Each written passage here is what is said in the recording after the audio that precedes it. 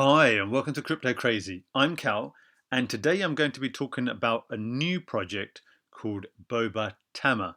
Now, as you can see from the screen, it's gone up a significant amount in the last 24 hours, pretty much 100%. And even from having a look at this last night when I was looking at it in a bit more detail, it has gone up a significant amount. As you can see, the market cap is still relatively small for a project, about 7 million. And we're just going to go down here to the graph, and as you can see, this is the all-time graph, and it is fairly new, the last few days, and it's kind of gone down in price, and then it's began to go back up again. In actual fact, it's been in the most trending cryptocurrencies within coin market cap as well. And I'm going to go into the details of what it is and what this project involves, and also the fact that they have a lot of marketing going on, and it's very impressive the type of marketing that they're doing as well for the project of its size. As you can see here, they're within Bloomberg talking about their launch, Market Watch as well, even the Nasdaq website, which is again very impressive, Yahoo Money too, and many more, and I'll go into details of that. But then just going back to where this is available, it's within Uniswap, so you can go onto that decentralized exchange and you can buy with the ticker BOBA. So let's just have a look at what this project is, and just as you saw there, this is where I was having a look at the number of journals and websites it's actually posted on, and like I said, it is impressive in terms of the marketing that they're doing. But let's have a look at what it is, and as it says here, welcome to BOBATAMA, bringing you the first ever Ethereum Virtual Machine, that's EVM, compatible multi-chain ghost wallet. So wallet has this ghost feature for you to remain anonymous with your transactions, and as it says, it's the first one that is compatible with EVM as well and multi-chain. So if we just have a look and just go through it, obviously I'll add in the links to the white paper and so on as well when you want to have a look in a bit more detail. It just talks about where they got the name from as well in BOBATAMA. It's based on the character Boba Fett, which you may have come across within the Star Wars franchise. But let's just have a look and see what the tokenomics of it is as well. And we'll go into the roadmap and see what they've done so far and what they do have planned. Now, with tokenomics, obviously one thing to bear in mind is every time you buy that, there will be this tax, and even if it does go up in value, there will be a tax on the sell as well. And as you can see, it's significant amounts. Now, for some people, that can be off-putting, especially when you add these two up and you see that a quarter of what your in total is going through in tax. But what is that tax actually used for? And obviously there are some people who don't mind paying the tax because they are making significant profits from these cryptocurrencies as well. So let's just scroll this up and you can kind of see where this is used for. So reflections, so if you do continue to hold it, for everyone who is selling, you are rewarded. There's a liquidity pool as well, 5%, so that's the 2% from the buy, 3% from the sell. And liquidity pools are important because it keeps the amount of actual liquidity within it, especially when the price goes up, at a reasonable rate. And that's very necessary for any project. They're spending, like I said, a significant amount on marketing, and that's coming from the buy and the sell tax there as well. And then there is for operations too, and that is very much for the development of this wallet. So that's what the amount the taxes are used on. As you can see, the amount is a significant amount, and it goes into such large numbers there. So that's 1,000 billion, and which is what puts the price quite low with a lot of the zeros there too. So it talks about the utility, and I'll just go through it, what I've pretty much mentioned. As it says here, it's compatible with EVM, the Ethereum Virtual Machine. It can platform is used to develop decentralized applications. That's what it's used for as well. It's going to be multi-chain, which is good, combined with NFT storage, which obviously nowadays is quite important. In the same way that you can store your coins, your tokens, you'll be able to store your NFTs as well. The Ghost Wallet, so Obviously, there are some people who want to remain anonymous. So as it mentions here, invest privately and leave no trace like a ghost.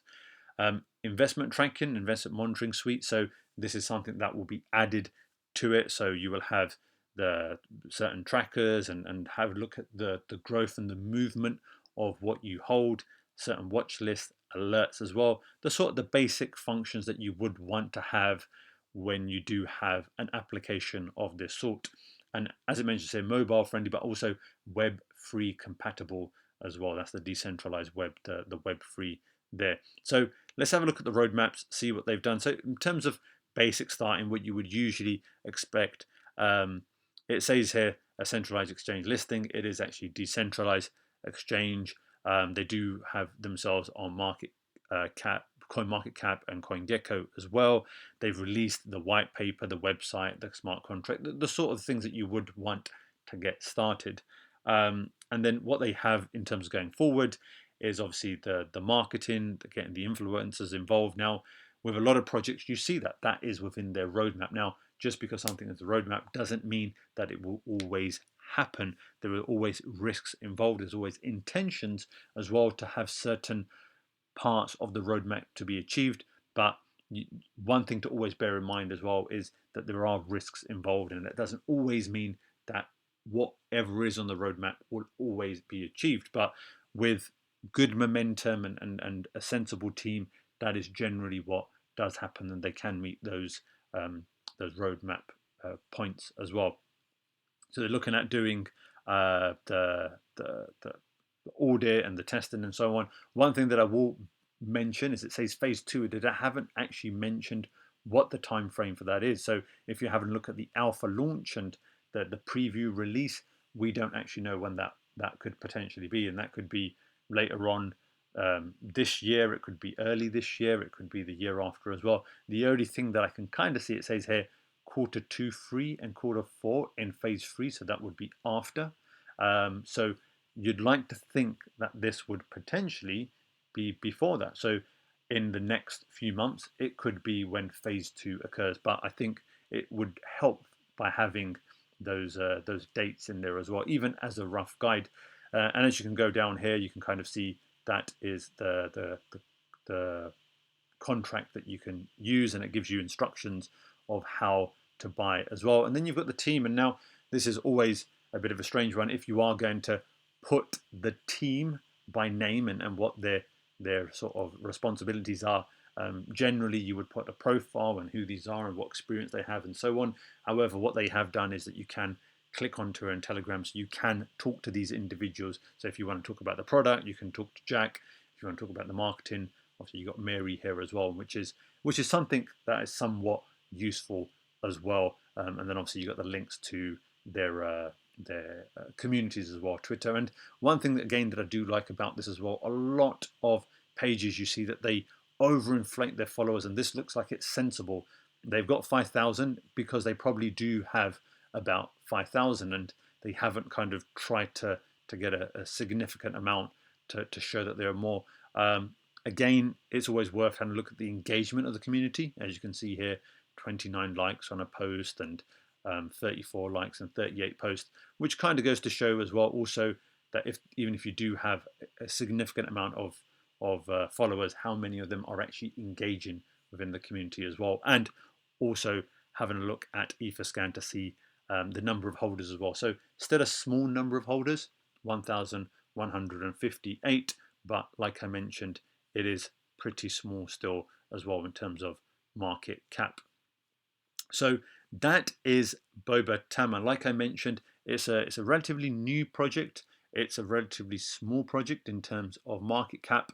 It's certainly one to keep an eye on, to see how they do progress and certainly begin to build. I think if they are able to meet their roadmap targets and produce a version which is for testing or an alpha version, then obviously it's something which would really push up the price for this. I like the fact that they are marketing a considerable amount. I like the fact that their goals seem reasonable and they haven't overinflated anything either. And so for that reason, I wanted to bring that to you.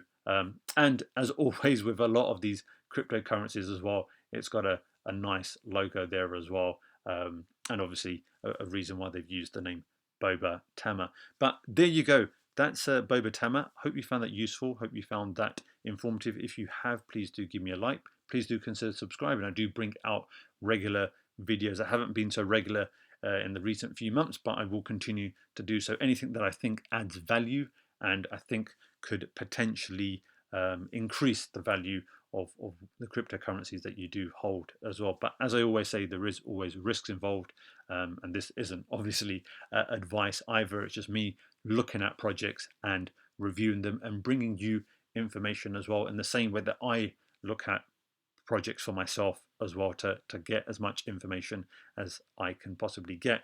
But there you go. That's BOBATAMA. I've been Cal. This is Crypto Crazy, and I'll see you in the next one. Bye.